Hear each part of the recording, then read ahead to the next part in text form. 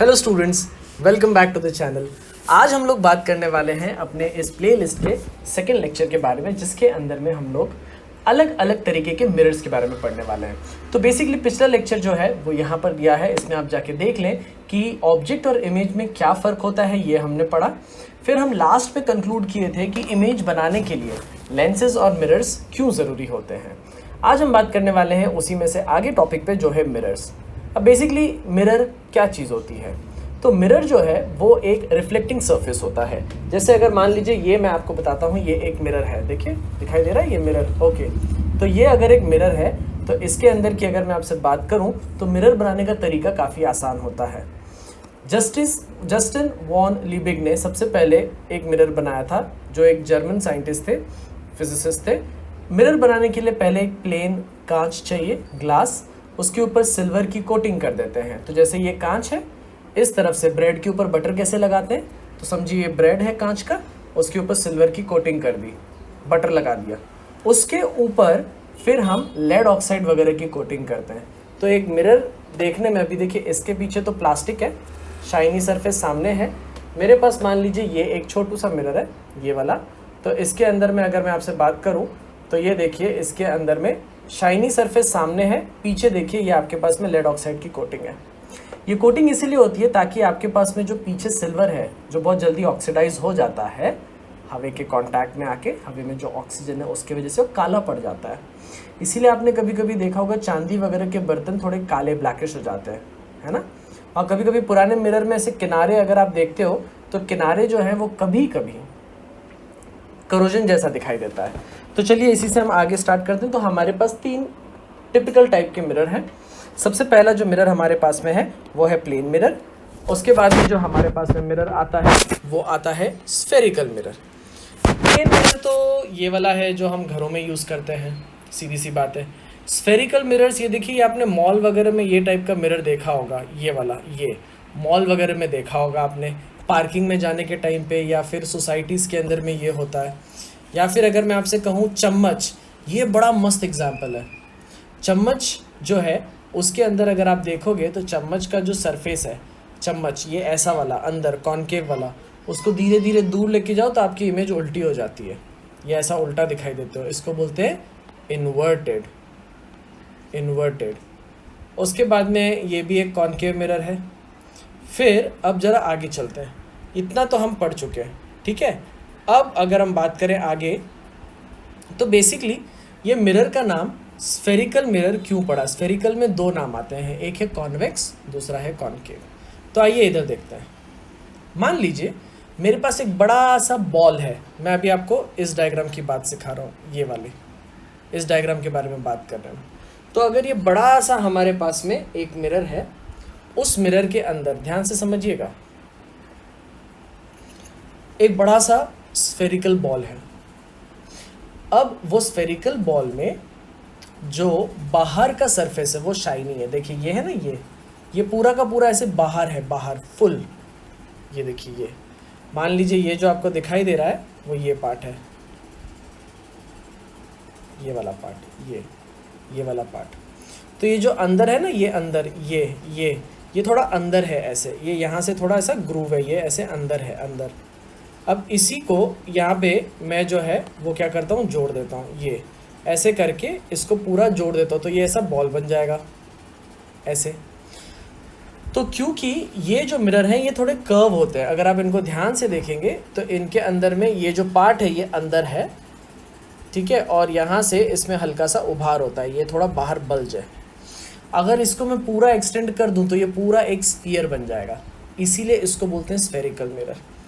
अब ध्यान से समझिए, अगर स्फेरिकल मिरर आपने बनाया, स्फीयर, उसका अंदर का सरफेस है ना, हॉलो स्फीयर है, उस स्फीयर के अंदर अगर ये देखो ये है लेड कोटिंग आपने अंदर के तरफ लगा दिया, और जो बाहर का तरफ है उसको शाइनी रखा, तो अगर हम ऐसे स्फेरिकल मिरर में से एक कटिंग करके अगर छोटा सा पार्ट बाहर निकाल लें तो वो हो जाएगा हमारा कॉन्वेक्स मिरर।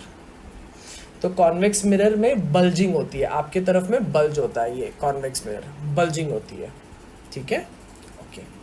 दूसरा आता है हमारे पास कॉनकेव मिरर, ये है कॉनकेव मिरर, ये कॉनकेव मिरर। इसमें अगर आप देखेंगे तो ये हल्का सा ऐसे अंदर है, अंदर, ये अंदर है। यहाँ पे अगर आप देखेंगे ये, तो ये यहाँ से ऐसे बाहर है, बाहर, ये बाहर है, ये ऐसे बाहर की तरफ में है। और ये वाला अगर आप देखेंगे तो ये यहाँ से ऐसे अंदर की तरफ में, ये देखिए अंदर की तरफ, आपको पीछे ऐसा कर्व दिखाई दे रहा होगा ये। खैर, अब देखिए इसके अंदर में क्या था, इसका जो स्फीयर है वो ऐसा बड़ा सा बन जाएगा। वैसे ही इसका भी जो स्फीयर है ये भी इधर से बड़ा बनेगा, लेकिन इसके अंदर में शाइनी पार्ट अंदर होता है, उस स्फीयर के अंदर, अंदर शाइनी पार्ट होता है और बाहर कोटिंग होती है। ये देखिए ये वाला पार्ट। तो इसके अंदर में जो ये पार्ट है ये शाइनी है और ये 12 पार्ट कोटिंग है, COATING। ठीक है, तो इसको हम बोलते हैं ओपेक सरफेस।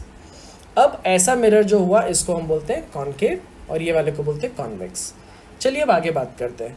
अब इसी का हम रे डायग्राम बनाते हैं। तो पहले मैं बनाता हूँ आपके लिए कॉन्वेक्स। ये देखिए ऐसा हमारा सबसे पहला जो रहेगा कॉन्वेक्स के अंदर में ये जो पार्ट है, ये पार्ट, ये बाहर बल्ज है। तो देखिए आपको ये बल्जिंग इधर दिखाई दे रही है, ये वाली बल्ज, ये जो है बल्ज, ये आपको दिखाई दे रहा है, ये पूरा बल्ज। ठीक है, अच्छा, पीछे जो ये लेड ऑक्साइड है तो यहाँ पे हम बनाते हैं ये लाइन जिसको हम बोलते हैं हैचिंग लाइंस। हैचिंग लाइंस, ये लाइन बनाने का मतलब ये होता है कि लाइट जब इस पर गिरेगी तो आर पार नहीं निकलेगी, बाउंस हो जाएगी। ठीक है, ओके।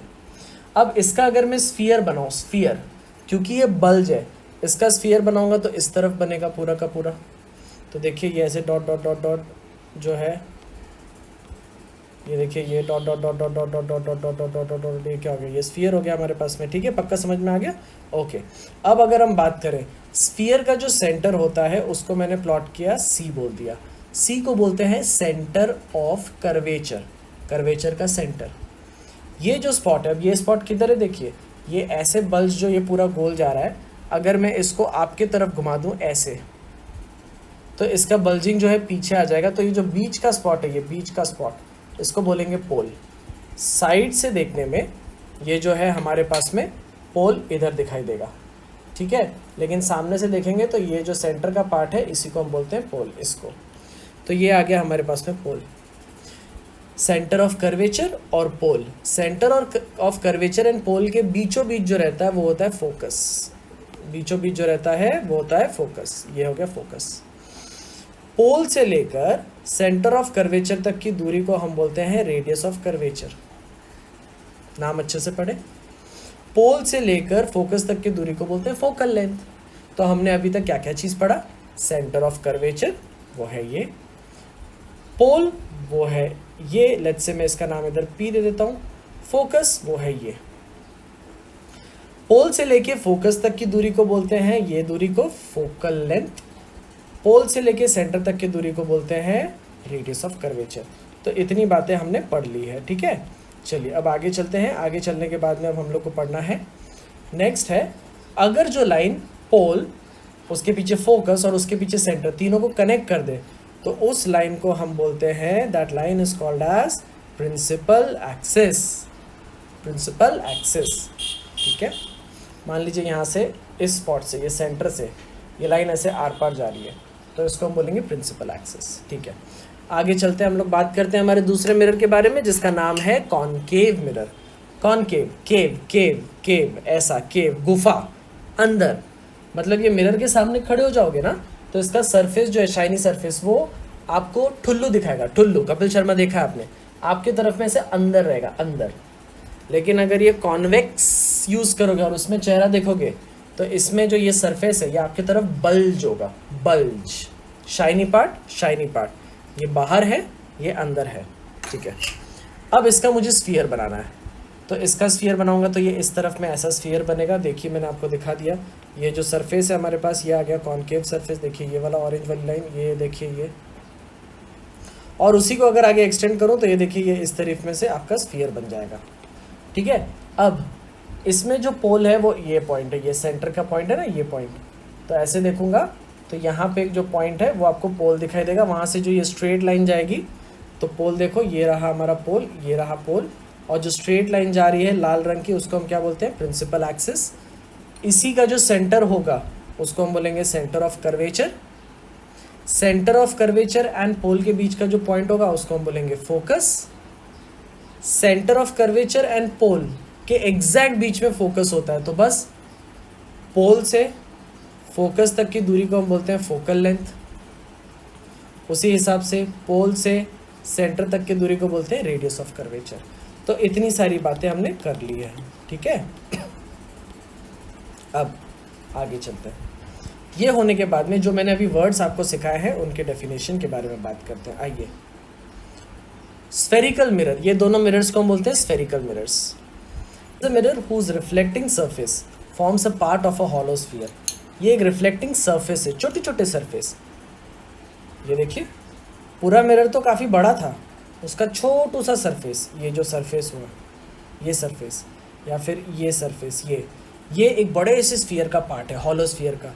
ऐसे जो मिरर्स हैं जो एक बड़े हॉलो स्फीयर से निकला हुआ है, उसको हम बोलते हैं स्फेरिकल मिरर, ठीक है। फिर रेडियस ऑफ कर्वेचर के बारे में हमने बात किया है। तो स्फीयर का जो सेंटर होता है वहाँ से लेके पोल तक की दूरी, it is the centre of the sphere of which the mirror forms a part. ये जो बड़ा सा स्फेरिकल सरफेस था ना, उसका जो सेंटर है, जिसका ये मिरर एक पार्ट है, उसको बोलते हैं सेंटर ऑफ कर्वेचर। फिर radius of curvature, it is the radius of the sphere which the mirror forms a part. जो स्फीयर है जिसका ये मिरर एक टुकड़ा है, उस स्फीयर के रेडियस को बोलते हैं radius of curvature. Principal axis, the line passing through the pole